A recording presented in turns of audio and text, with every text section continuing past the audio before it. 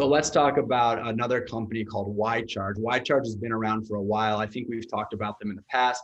They're basically optical-based wireless power. So a different type of wireless power than most companies do. Certainly not inductive, which is the mainstream wireless power. It's not RF, which is kind of the longer distance microwatt wireless power. This is lasers.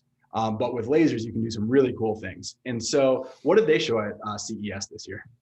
Well, they had they were an honorary innovation award for an Xbox game controller that gets, again, charged through infrared. So it sort of saves on batteries. It's one of those things where it was announced, but it doesn't seem to be a shipping product, but it just, I don't know how close they are, and it wasn't really announced that way. The downside is if you're going to actually charge something like this, you need to have the other side of it, which is the infrared laser side that actually does the charging. So we'll have to wait and see on that. Normally, YCharge is at CES every year. They have a real cool train demo that they show a little train going around, or a couple trains going around on a track that is charged by a infrared laser on the ceiling. So this is, again, an expansion of what they've been showing previously in a new type of a device. So that in itself makes it interesting. Yeah, Jim, I think you and I agree that what YCharge is doing has some really interesting application areas.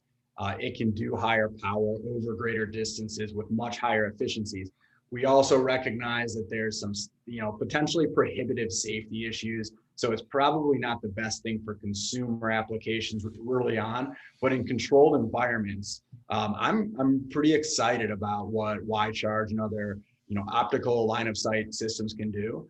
And so the Xbox is probably the Xbox controller, a nice proof of concept, as you said. I don't think it's a product, and I kind of doubt that it's going to become a product.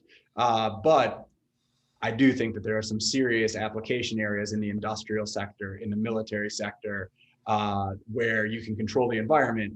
I think what YCharge is doing is actually pretty interesting. I agree. I think it's a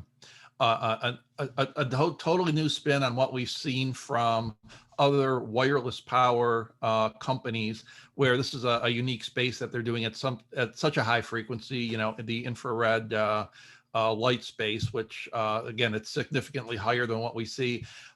Usually people get very uncomfortable with that because of potential safety concerns. They've claimed they've got some patents that work around that. So we'll just have to see the way it plays out over time.